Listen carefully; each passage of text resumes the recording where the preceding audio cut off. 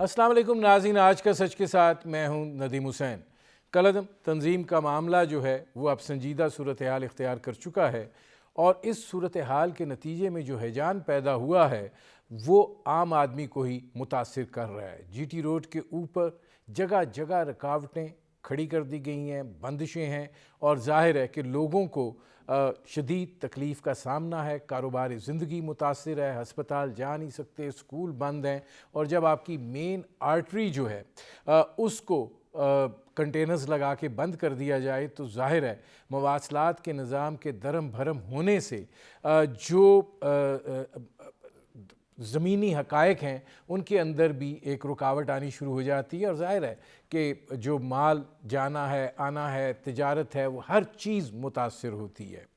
इसके साथ साथ जो इस्लामाबाद और रावलपिंडी की सूरत हाल है, इस्लामाबाद की तो इतनी बुरी नहीं, लेकिन रावलपिंडी के शहरी गुज़श्ता एक हफ़्ते से शदीद ज़हनी अज़ियत में मुब्तला हैं। ज़ाहिर है पूरी मरी रोड बंद है, उससे के ऊपर वाक़या दुकानें बंद हैं, स्कूल जो हैं वो बंद हैं, आम आदमी जो है हस्पताल तक नहीं जा सकता और उसके लिए आम अशिया की जो ज़रूरत है उसको पूरी करना भी जो है तकरीबन नामुमकिन हुआ है। ये सूरत हाल जो है ये अचानक पैदा नहीं हुई है। कल फवाद चौधरी साहब ने जब ये बात की थी कि इस तंजीम से अस्करी तरीके से निपटा जाएगा तो दिखाई ये दिया था कि शायद हुकूमत जो है इबाहम में से निकल आई है और एक वाज़ेह सिमत जो है वो दिखाई दे रही है, लेकिन आज फिर जो है वो मुज़ाकराती सिलसिले का आगाज़ हो गया। अगर मामला जो है वो हाफिज़ साद साहब की रिहाई है, मामला जो है वो कैदियों की रिहाई है, मामला जो है वो शेड्यूल 4 को देखना है, तो फिर उसके अंदर हुर्मत रसूल वाला मामला जो है वो तो पसे पुश चला गया है और ये कुछ और अज़ाइम हैं जिनको लेकर इस वक्त पूरे मुल्क में एक खलफशार की सी कैफियत जो है वो पैदा कर दी गई है। जीटी रोड जो है मुकम्मल तौर पर बंद कर दी गई है और उसके नतीजे में तकरीबन 10 हमारे पुलिस के जवान जो है वो शहादत दे चुके हैं, 100 से ज़ायद जो है वो ज़ख्मी हुए हैं, इमलाक जो हैं उनको नुकसान पहुंचाया गया है। ये सूरत हाल किसी तौर काबिल कबूल नहीं है और ये आज नहीं है। 2017 में जब ये धरना हुआ था और उसके नतीजे में सुप्रीम कोर्ट ऑफ पाकिस्तान ने सुओ मोटो एक्शन लिया था और फिर जो काजी फाइज़ ईसा ने जजमेंट लिखी थी उसमें 17 नुकात की उन्होंने रिकमेंडेशंस दी थी। अगर उनमें से 5 पर भी अमल दरामद हो जाता तो जिस सूरत हाल का हमें आज सामना है वो सामना ना होता। मामला अब ये है कि रेंजर्स को तैनात कर दिया गया है, जो उस जुलूस के अंदर लोग हैं वो भी अपने ही बच्चे हैं और जो रेंजर्स और पुलिस है वो भी इसी मिट्टी के बेटे हैं। खून बहेगा तो इसी मिट्टी में जज्ब होगा। अब इस सूरत हाल को ज़ाहिर है कि इसका तदारुक चाहिए और ये बहुत पहले शुरू हो जाना चाहिए था, लेकिन इस हुकूमत का मामला जो है वो हमेशा से गवर्नेंस का रहा है और एक अदारा जाती हमआंगी जो है उसका भी फुकदान रहा है और इस पर हम बात भी करेंगे। और ये मामला जो है ये इसकी बुनियाद भी जो है मौजूदा हुकूमत के उस रवैये ने रखी थी जो कंटेनर के ऊपर था, जिसमें मारो तोड़ो जलाओ गिराओ सब कुछ जायज़ था और उसको रियासती सतह के ऊपर जो है वो बर्दाश्त किया गया था। अब ये मामला इस जगह पर आ पहुँचा है कि जो गड़ा मौजूदा हुकूमत में आते वक्त खोदा था, अब दिखाई ये दे रहे हैं कि उसमें खुद गिर रहे हैं। अब कल इसी सूरत हाल की संजीदगी को मद्देनज़र रखते हुए कौमी सलामती कमेटी का भी वज़ीर आज़म ने इजलास तलब किया है। ये एक अहम इजलास है जिसमें इस सारी सूरत हाल पर गौर भी होगा। ये बुनियादी तौर पे वो मंजरनामा है जिस पर करेंगे बात। आपका अपने मेहमानों से तारुफ़ करवाते हैं। हमारे साथ मौजूद हैं क़िबला एयाज साहब, चेयरमैन है इस्लामी नज़रियाती कौंसिल के। हमारे साथ मौजूद है मेजर जनरल रिटायर्ड एजाज़ जवान साहब, मुमताज़ तजिया निगार हैं। क़िबला एयाज साहब, मज़हब का ये जो इंतहा पसंदाना मुतशद्दद इस्तेमाल है, क्या कहेंगे आप इस बारे में? बिस्मिल्लाहिर्रहमानिर्रहीम। देखें, सबसे पहले तो ये है कि तशद्दुद जो है اور کسی کی مال اور جان کو نقصان پہنچانا جو ہے، یہ تو شریعت اسلامی میں انفرادی طور پہ کسی بندے کے لیے یا کسی گروپ کے لیے اس کا کوئی جواز نہیں۔ جو پیغام پاکستان ہمارا اعلامیہ ہے، اور اس پیغام پاکستان پہ ہماری جو ریاست ہے، حکومت جو ہے، تمام حکومتیں اس سے پہلے اور اس وقت کی حکومت، ان کا اتفاق ہے۔ اس کو اسلامی نظریاتی کونسل نے پیغام پاکستان کی تائید اور تحسین کی ہے۔ اس میں اسی بات کی طرف اشارہ ہے کہ مثلا نفرت انگیز تقریریں، نفرت انگیز مواد، تشدد کی طرف جانا، کسی کو کافر قرار دینا، اس قسم کے جو الزامات ہیں، پیغام پاکستان کے تحت ان کا جواز نہیں ہے۔ چنانچہ شریعت جو ہے اور اسلام جو ہے، اس کے مطابق بھی احتجاج کے اپنے طریقے ہیں، اور احتجاج کے طریقے جو ہیں وہ یہ ہے کہ پرامن ذریعے سے، بہت ہی باوقار انداز میں، جو اس وقت اویلیبل دستیاب ذرائع ہیں، آپ کے پاس میڈیا ہے، آپ کے پاس سوشل میڈیا ہے، آپ کے پاس پارلیمنٹ ہے، یہ تمام ذرائع استعمال کر کے اور اپنا آپ کے جو مطالبے ہیں، آپ کی جو احتجاج کے لیے جو نکات ہیں، ان تک رسائی جو ہے وہ اب بہت آسان ہو گئی ہے، بہت ممکن ہو گئی ہے۔ اس طرح صورتحال بنانا جس صورتحال سے ہم گزر رہے ہیں، میں سمجھتا ہوں کہ اس کا حل یہی ہے کہ دونوں جانب مذاکرات کی طرف آیا جائے، کیونکہ مذاکرات ہی اس قسم کی مشکل صورتحال کا حل ہے۔ اعجاز امان صاحب، یہ فرمائیے گا کہ جب بھی ایسی صورتحال درپیش رہی ہے، واضح ایک پالیسی اختیار کرنے سے گریز کیا جاتا رہا ہے، ایسے گروہوں کی دکھائی دیا پشت پناہی ہوتی رہی ہے، اور اب یہ معاملہ مطلب ہم اپنے لوگوں کو ہی ماریں گے، مطلب 10 جوان شہید ہوئے ہیں، 100 سے زائد زخمی ہوئے ہیں، حکومتی سطح کے اوپر پھر ابہام ہے۔ کل لگ رہا تھا کہ کوئی واضح پالیسی ہے، آج پھر جو ہے معاملہ وہیں پر ہے۔ کل وزیر داخلہ صاحب فرما رہے تھے کہ پرسوں فرما رہے تھے کہ ہمارا جو ہے ان سے معاملہ طے پا گئے ہیں، ہم اس کا پیرا دیں گے، ہم اس کو وزیر اعظم سے منظور کروائیں گے۔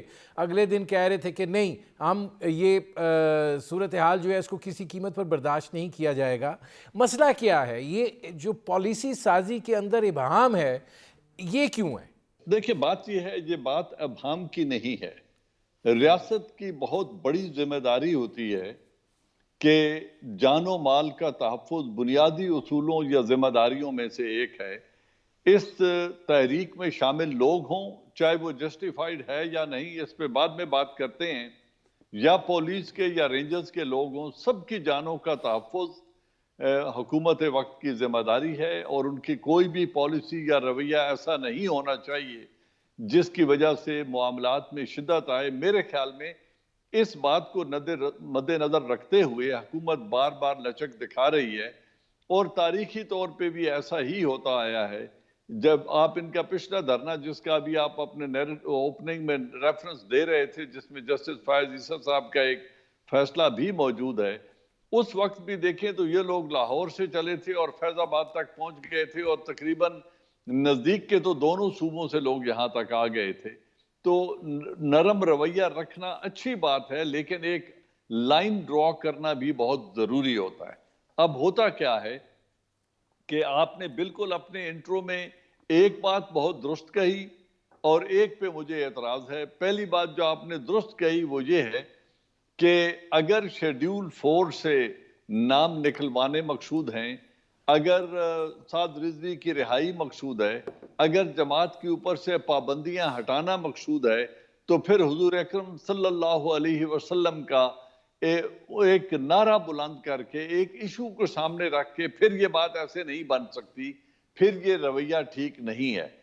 اور ویسے بھی ہمارا دین تو کہتا ہے وَالَّذِينَ مَعَهُ أَشِدَّاءُ عَلَى الْكُفَّارِ رُحَمَاءُ بَيْنَهُمْ۔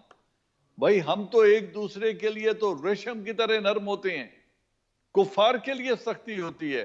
یہ کیسی تنظیم ہے جو اپنے لوگوں کو بھی مروا رہی ہے، پولیس کے لوگوں کا بھی خون بہہ رہا ہے، لا انفورسمنٹ ایجنسیز کے لوگ گن فوڈر نہیں ہیں کہ جس کا دل چاہے ان کی جان لے لے، جب چاہیں انہیں گولیوں کے سامنے کھڑا کر دیا جائے تو ریاست کی ذمہ داری بہت بڑی ہے، لیکن ان علماء کی بھی بہت بڑی ذمہ داری ہے جو جس طریقے سے لوگوں کو سڑکوں پہ لایا جا رہا ہے۔ ابھی طریقہ یہ ہے جو ابھی بھی ہمارے دوسرے پارٹیسپینٹ، آئی ایم سوری مجھے ان کا نام یاد نہیں رہا، بات یہ ہے کہ ڈائیلاگ کے ذریعے، حتمی اور مدلل ڈائیلاگ کے ذریعے اس ایشو کو ہینڈل کیا جائے، کوشش کرے کہ حکومت بھی طاقت کا استعمال نہ کریں اور دوسرے لوگ بھی وائلنس پر لوگوں کو نہ اکسائیں۔ لیکن جو جن صاحب مجھے ایک بریک لینا پڑ رہا ہے، ایک منٹ جی، جو 10 جانیں ضائع ہو چکی ہیں یہ خون ناحق نہیں ہے، اس کا بھی حساب ہونا چاہیے، اور جن لوگوں نے یہ کیا ہے ان کے اوپر مقدمات بننے چاہیے اور ان کو قرار واقعی سزا ملنی چاہیے۔ میں جن صاحب آتا ہوں کیونکہ اب اسی سے جڑا ہوا سوال ہے۔ ناظرین ہماری گفتگو جاری ہے، ایک مختصر سے کمرشل بریک کا وقت ہوا ہے، ملتے ہیں اس وقفے کے بعد۔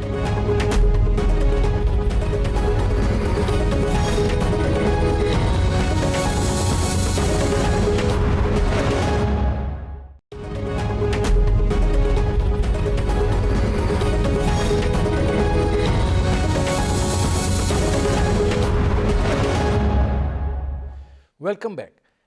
قبلہ یا صاحب یہ فرمائیے گا کہ حرمت رسول پہ کیا کوئی ابہام ہے؟ اس قوم کا ایک ایک بچہ جو ہے اس پہ قربان ہے۔ اب آپ نے رحمت للعالمین اتھارٹی بھی بنا دی ہے، اس کی ٹیئرز بنا دی ہیں، ایک مؤثر امبریلا آپ نے دے دیا ہے جہاں پہ آپ بین الاقوامی سطح سے لے کے اندرونی سطح کے اوپر اس معاملے کو جو ہے وہ دیکھیں گے۔ ایسی صورتحال میں دینی جماعتیں جو ہیں بجائے سخت بیانات جاری کرنے کے ادھر حکومت کا ساتھ کیوں نہیں دیتی ہیں کہ یہ ان کا مسئلہ اس وقت یہ نہیں ہے، ان کا مسئلہ اس وقت سیاسی ہے یا ان کا مسئلہ اس وقت قانونی ہے جس کے لیے وہ اس کو بطور حربہ استعمال کر رہے ہیں؟ دیکھیں، یہ جس طرح آپ نے کہا حرمت رسول، اب حرمت رسول تو ہر مسلمان کا ایک میں سمجھتا ہوں کہ عقیدہ ہے کہ رسول اکرم صلی اللہ علیہ وسلم کی حرمت کے اپنے تقاضے ہیں۔ سب سے بڑا تقاضا حرمت رسول کا یہ ہے کہ رسول اکرم صلی اللہ علیہ وسلم نے ہمیں جو طریقے بنائے ہیں، رسول اکرم صلی اللہ علیہ وسلم کی جو سنت ہے، رسول اکرم صلی اللہ علیہ وسلم کی جو تعلیمات ہیں، ان پر عمل کیا جائے۔ اب اس میں یہ بات ہے کہ تمام لوگوں کو اور بالخصوص دینی جماعتوں کو یہ چاہیے کہ اگر رسول اکرم صلی اللہ علیہ وسلم کا انداز گفتگو آپ دیکھیں، انداز تقریر دیکھیں، تو وہاں آپ کو ایک لفظ بھی ایسا نہیں ملے گا کہ جس میں کوئی پہلو ایسا ہو کہ جو ناخوشگوار ہو۔ یعنی رسول اکرم صلی اللہ علیہ وسلم کا انداز گفتگو وہ بے انتہا میں سمجھتا ہوں کہ اس میں لوگوں کے لیے ایک مثال ہے، وہ اسوہ حسنہ ہے رسول اکرم صلی اللہ علیہ وسلم کا ہر عمل۔ اب اگر دینی جماعتوں کے لوگ جو ہیں ان کی تقریریں ایسی ہوں یا ان کا عمل ایسا ہو کہ جس میں لوگوں کے لیے تکلیف ہو، رسول اکرم صلی اللہ علیہ وسلم نے تو ہمیں یہ بھی فرمایا ہے کہ راستے میں اگر کوئی کانٹا ہے اس کانٹے کو یہ راستے سے ہٹا دیں تو یہ صدقہ ہے۔ اب اگر آپ راستے بند کریں، آپ ہمارے اپنی اولاد جو کرونا کی وجہ سے ویسے بھی تعلیم سے محروم ہے کافی عرصے تک، آپ ان کے لیے راستے بند ہوں اور وہ اسکولوں میں نہ جائیں، تو میں سمجھتا ہوں کہ رسول اکرم صلی اللہ علیہ وسلم کا یہ جو حرمت رسول ہے یہ میرے خیال میں ان کے تقاضوں کے ساتھ ہم آہنگ نہیں ہے۔ ہمیں اس سلسلے میں بے انتہا محتاط ہونا چاہیے کہ ہم کوئی ایسا عمل نہ کریں کہ جس سے حرمت رسول صلی اللہ علیہ وسلم پہ حرمت۔ نہیں، آپ یہ سمجھتے ہیں یہ جو کچھ کر رہے ہیں یہ اس سے حرمت رسول کے تقاضے پورے ہو رہے ہیں؟ یہی تو میں گزارش کر رہا ہوں کہ احتجاج کے جو طریقے ہیں یہ شریعت اسلامیہ میں ہمیں بتائے گئے ہیں، وہ اگر احتجاج ہو بھی تو اسی کے مطابق آپ احتجاج کریں۔ رسول اکرم صلی اللہ علیہ وسلم نے، اس کے بعد فقہاء نے ہمیں یہ بتایا ہے کہ کس طریقے سے آپ کلمہ حق کہیں، کس طریقے سے اگر آپ کا کوئی حق ہے، آپ محسوس کرتے ہیں کہ آپ کا کوئی حق ہے، تو بے شک وہ آپ کو چاہیے کہ آپ اپنے حق کے لیے مطالبہ کریں، لیکن ان کے اپنے طریقے ہیں، مہذب طریقے ہیں، اسلامی تاریخ میں بڑے مہذب طریقے ہیں۔ اس قسم کے طریقے کہ جس میں لوگوں کے راستے بند ہوں، جس میں ریاست کا مظہر، میں آپ کو بتاؤں کہ ریاست کا مظہر کیا ہے. ریاست کا مظہر جو ہے یہ پولیس ہے. جب کسی چوراہے پہ پولیس والا کھڑا ہو تو اس کا مطلب یہ ہے کہ ریاست وہاں کھڑی ہے. آپ نے قانون کی پاسداری کرنی ہے، کیونکہ وہ 8 گریڈ یا 10 گریڈ کا پولیس افسر جو ہے یا پولیس بندہ جو ہے وہ ریاست کا مظہر ہے. اب جان صاحب یہ فرمائیے گا کہ بڑی میں اس میں نہیں جانا چاہتا، بڑی باتیں کی جاتی ہیں کہ جی کوئی مائی کا لال جو ہے وہ ریاست، فواد چودھری صاحب کہہ رہے تھے.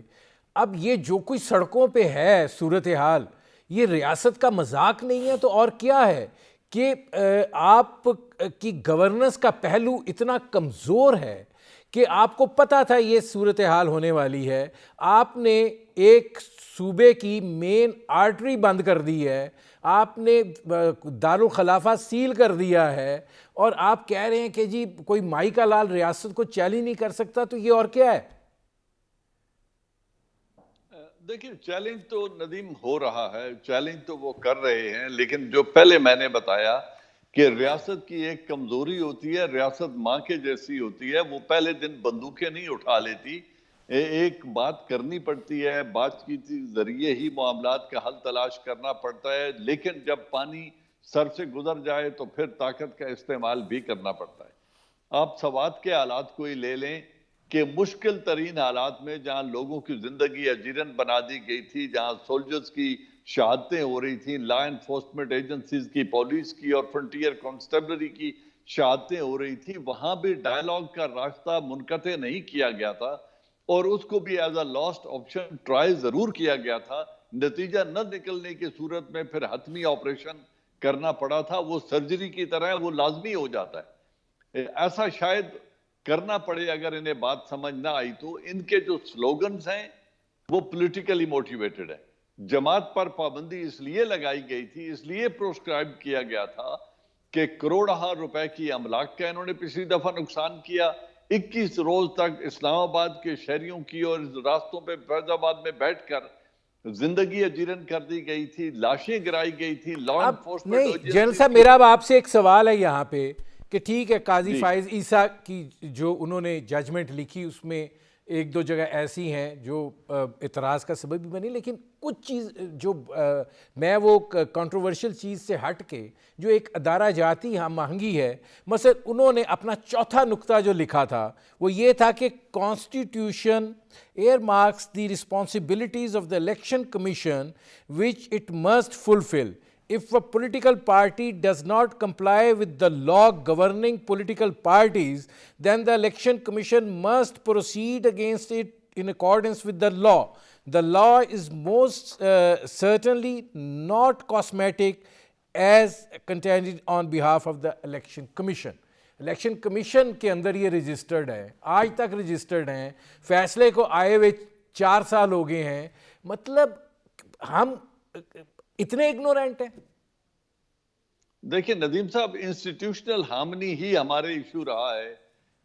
جب یہ تو سو موٹو نوٹس تھا نا، لیکن جب یہ دہشت گردی 10 سال ملک میں ہوتی رہی، کسی ایک دہشت گرد کو انہی عدالتوں نے سزا نہیں دی. آج جب یہ سب کچھ یہ جتھا بندی کر رہے ہیں اور ریاست کے لوگوں کا خون بہا رہے ہیں، اسٹیٹ آپریٹیوز کا خون بہا رہے ہیں جو یقیناً گن فوڈر نہیں ہیں، تو اس وقت الیکشن کمیشن تو خواب خرگوش میں محو ہے. وہ تو سمجھتے ہیں لا انفورسمنٹ ہمارا کام ہی نہیں ہے. لیکن جہاں ان کا کام ہے، اگر تمام ادارے، اور یہ جسٹس فائز عیسیٰ نے جو لکھا تھا کہ اگر تمام ادارے اپنا اپنا بوجھ خود اٹھائیں اور بر وقت کارروائی کریں تو شاید اس نہج تک چیزیں جائیں ہی نہ. لیکن ابھی جو کچھ ہو چکا ہے یہ یقیناً وائلیشن ہے. لوگوں کی زندگی عذاب بنا دی گئی ہے، ناحق لوگوں کا خون بہا ہے. اس کے ذمہ دار لوگوں کے خلاف کارروائی ہونی چاہیے، مزید خون خرابہ نہیں ہونا چاہیے، اس میں تو کوئی دو رائے نہیں ہے. اس لیے میں نے پہلے سیگمنٹ میں یہ کہا تھا کہ ڈائیلاگ میں کوئی حرج نہیں ہے. حتمی اور بالکل بامقصد ڈائیلاگ ایک سٹنگ میں اور ٹرائی کر لیں اور ان سے بات کر لیں. لیکن اگر یہ تشدد کے ذریعے جماعت کے اوپر سے پابندی اٹھانا چاہتے ہیں، شیڈیول 4 سے لوگوں کو نکلوانا چاہتے ہیں، سعد رضوی کی رہائی ہے، تو پھر یہ سیاسی سلوگن ہے، پھر اس کو مذہب کا رنگ مت دیں. और फिर इनके साथ ऐसे ही डील करें जिस तरह एक वायलेंट सियासी जमात के साथ डील करना चाहिए। नाज़रीन, हमारी गुफ्तगू जारी है, एक मुख्तसर से कमर्शियल ब्रेक का वक्त हुआ है, मिलते हैं इस वक्फे के बाद।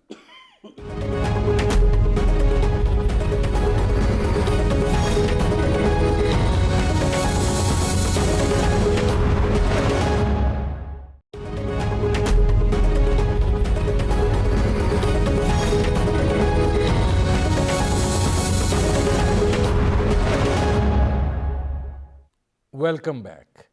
किबला याद साहब, ये फरमाइएगा कि जो ये हमारे मुल्क के अंदर मज़हब जो है तहम्मुल का, बुर्दबारी का, बर्दाश्त का एक ऐसा दर्स देता है, एक ज़िंदगी का ऐसा तरीक़ा कार वज़ा करता है जिसमें इंसानी हुर्मत जो है वो बुनियाद बन जाती है।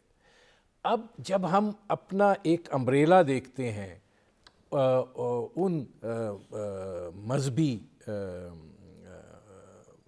आलम दीन का जो बुनियादी तौर पे जिनको इस चीज़ की वकालत करनी चाहिए, वहाँ पे ठीक है, जहाँ तक हुर्मत रसूल का मामला है उसके ऊपर मैंने पहले कहा कि कोई उस पर कम्प्रोमाइज़ नहीं है। हमें अपनी जान से ज़्यादा वो चीज़ अजीज़ है और ज़ाहिर है वो एक हमारे ईमान की जो है वो मेराज है और हम उस पर कोई नहीं कर सकते कॉम्प्रोमाइज़।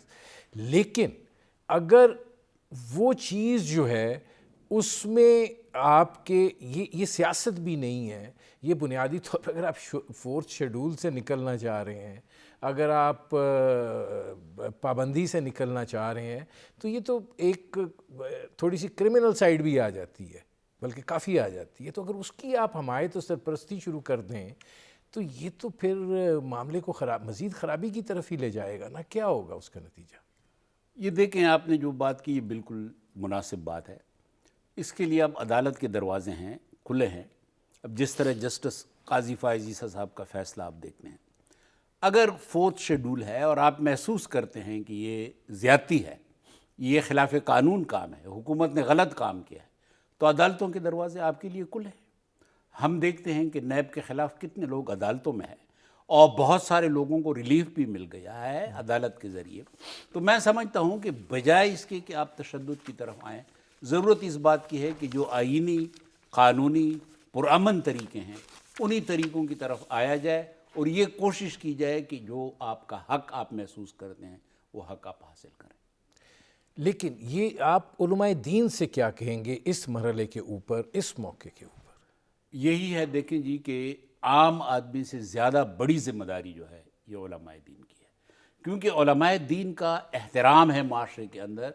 लोग उनको अपना मॉडल तसव्वुर करते हैं, तो उन्होंने अपना रवैया ऐसा रखना होगा कि फिर पूरा माशरा उस रवैये को एक मॉडल की तरह समझें। और माशरे की इस्लाही तब होगी कि जब जो हमारे वो लोग जिनकी तरफ हम देखते हैं वो लोग अपने आप को एक नमूने के तौर पे, एक अमली मिसाल के तौर पर पेश करें, तो फिर इसका ट्रिकल डाउन इफ़ेक्ट होगा महल्ले के अंदर, गांव के अंदर, माहौल में दूसरे लोग भी इसकी तकलीद करें। क्या उनको इस वक्त ये जो मामला है उसमें एक सालिस के तौर के ऊपर हालात को संभालने की तरफ जाना चाहिए, या ये मामला जो है उसको जिस तरीके से चल रहा है उसकी एक हमायत करनी चाहिए? देखें, ज़रूरत तो इस बात की है कि बड़े बड़े मसाइल जो हैं, ये तो एक मुकामी मसला है, एक मुल्की मसला है। आपने जंग अज़ीम अव्वल, जंग अज़ीम दोम के बाद देखा कि जंगों के ज़रिए मामलात हल नहीं हुए, लेकिन वही मामलात मेज़ के ऊपर हल हो गए। अब भी इस मसले में भी ज़रूरत इस बात की है कि दरमियान में उलमाए किराम आ जाएँ और अहले खैर आ जाएँ और मुज़ाकिरात के ज़रिए एक दूसरे का मौक़िफ़ सुनकर और इसके बाद फिर कोशिश की जाए कि इस मामले को तय किया जाए। इस मकसद के लिए ये तय किया जाए कि हमारा मुल्क जो है पाकिस्तान, इसका मफाद हम सब के लिए बहुत अजीज़ है, हुर्मत रसूल हम सब के लिए बहुत इसमें जनरल साहब जो काजी फ़ाइज़ ईसा का फ़ैसला है, उन्होंने फ़ंडिंग के मामले को भी उजागर किया है। आखिर ये इतना बड़ा सिलसिला चल रहा है, ये ऐसे तो नहीं चल रहा है, اور اگر اس کی سرپرستی ہے تو پھر مطلب ہم حقائق کو چھپاتے ہیں، ہم حقائق کو مسخ کرتے ہیں، اس کی بہت بھاری قیمت ادا کرتے ہیں اور پھر بھی باز نہیں آتے ہیں۔ آپ کو لگتا ہے کہ اس وقت بھی کچھ یہی سچویشن ہے؟ دیکھیں، ہماری جو سیاسی حکومتیں ہیں ان کا ہمیشہ سے یہی ڈائلما رہا ہے، ان کا یہی ہمیشہ رویہ رہا ہے کہ جب پرابلم گزر جاتا ہے، ایک وقت انہیں ریلیف مل جاتی ہے تو پھر وہ اس ایشو کو بھول جاتے ہیں۔ یہ جب پہلے تشدد ہوا تھا اور جب اس پہ سو موٹو نوٹس لے کر عدالت کا فیصلہ آیا تھا، کس نے ان کے ہاتھ باندھے ہوئے تھے کہ اس پر عمل درآمد نہ ہو؟ اور اس وقت ان تمام معاملات کی تحقیقات کیوں نہیں ہو گئی؟ اگر ایک پروسکرائب جماعت ہے، وہ کیسے اپنی تنظیم کو چلا رہی ہے، وہ کیسے انتخابات میں حصہ لے رہی ہے، الیکشن کمیشن کی کیا ذمہ داری ہے، حکومت وقت کی کیا ذمہ داری ہے، ان کی فنڈنگ کون کر رہا ہے، ان تمام چیزوں پہ وہ کیوں سو گئے تھے کہ آج 2017 کے بعد آج ہم پھر دیکھ رہے ہیں کہ وہی جن دوبارہ بوتل سے نکل کے سڑکوں کے اوپر آ گیا ہے۔ یہ رویے جو ہیں یہ افسوسناک ہیں اور یہی لوگوں کی جان کی ضیاع کا سبب بنتے ہیں۔ میں جنرل صاحب ایک تلخ سوال ہے، کی ہے جنرل صاحب سوال تو تلخ ہے اور اس ماحول کے اندر مطلب لیکن مجھے پوچھنا پڑ رہا ہے۔ جی جی کریں۔ 2017 کا جب دھرنا ہوا تھا تو جنرل آصف غفور صاحب کا ایک ٹویٹ آیا تھا کہ سی او ایس نے وزیر اعظم سے بات کی ہے اور کہا ہے کہ معاملہ افہام و تفہیم سے جو ہے وہ حل ہونا چاہیے، بات چیت سے حل ہونا چاہیے، اور اس کے بعد وہ جس طریقے سے ڈسپرس ہوئے وہ سب نے اس کو ٹیلی ویژن سکرینز پہ دیکھا۔ آج آپ نے رینجرز تعینات کر دی ہے۔ یہ فرق اور تضاد بھی تو بہت سارے سوالات کو جنم دیتا ہے نا جنرل صاحب؟ نہیں، یہ ایسا نہیں ہے۔ میں ابھی آپ کو بتاتا ہوں۔ جی آج بھی اگر آرمی چیف بات کریں گے کیونکہ لاسٹ کال ہوتی ہے پاکستان آرمی ہاں، کل قومی سلامتی جنرل صاحب کل قومی سلامتی کمیٹی کا اجلاس بھی ہے، ذرا اس کو بھی اس کے ساتھ جوڑ لیں۔ میں یہی کہنا چاہتا ہوں کہ چیف آف آرمی سٹاف کا اب بھی مشورہ پرائم منسٹر آف پاکستان کو آج بھی یہی ہوگا اور کل اگر اجلاس ہوا تو اس میں بھی یہی ہوگا کہ افہام و تفہیم سے معاملے کا حل تلاش کریں۔ فوج صرف اپنے لوگوں کو گولیاں مارنے کے لیے نہیں ہوتی، ہر مسئلے کا حل گولی اور بندوق نہیں ہوتا۔ جو سیاسی ایشو ہیں انہیں پولیٹیکلی حل کریں اور جو لیگل ایشوز ہیں انہیں عدالتوں میں لے کر جائیں۔ ایاز صاحب نے بہت اچھی بات کی ہے کہ اگر یہ شیڈیول 4 سے نکلنا چاہتے ہیں، اگر یہ پروسکرائب جماعت ہے اس کو پابندیاں ہٹوانا چاہتے ہیں، اگر سعد رضوی کو رہا کروانا مقصود ہے تو کیا آئین میں اس کی ڈائریکشن متعین نہیں ہے؟ کیا وہ راستے ان کے لیے بند ہیں؟ کیا وہ پاکستان کے شہری نہیں ہیں؟ کیا وہ عدالت کا دروازہ نہیں کھٹکھٹا سکتے؟ کیا عدالتوں نے انہیں نامراد اٹھا دیا ہے؟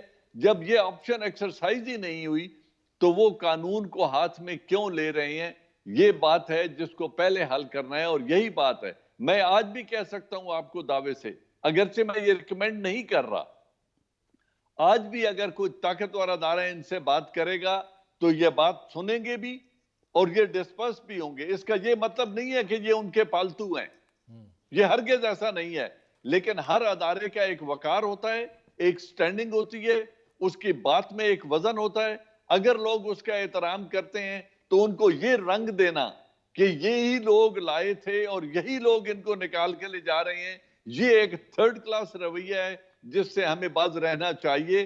آج بھی میں کہوں گا کہ پاکستان آرمی کو اس میں نہیں آنا چاہیے جب تک حکومت وقت بلاتی نہیں، اور اگر بلاتی ہے تو پھر اپنے طریقے سے پاکستان آرمی اس کو حل کرے گی، جس میں ڈائیلاگ بھی ہوگا، وارننگ بھی ہوگی، گولی بھی چلے گی اگر ضرورت پڑی تو۔ اس لیے یہ تمام آپشنز ایکسرسائز کرنا حکومت کا حق ہوتا ہے۔ لا انفورسمنٹ ایجنسیز ان کو یہی مشورہ دیں گی۔ میں آج بھی یہ کہہ رہا ہوں کہ ان کے ساتھ مدلل ڈائیلاگ کریں اور جہاں پہ ان کا حق ہے وہ راستہ ان کو دکھائیں، جہاں انہوں نے ظلم کیا ہے ان کے خلاف قانونی کارروائی کریں کی جائے۔ میرے پروگرام کا وقت ختم ہو رہا ہے۔ بہت شکریہ قبلہ ایاز صاحب، بہت شکریہ میجر جنرل ریٹائرڈ اعجاز امان صاحب۔ ناظرین، آپ نے ہمارے پینل کے شرکاء کی گفتگو سنی، اب تک کے لیے اتنا ہی، اجازت دیجیے، اللہ حافظ۔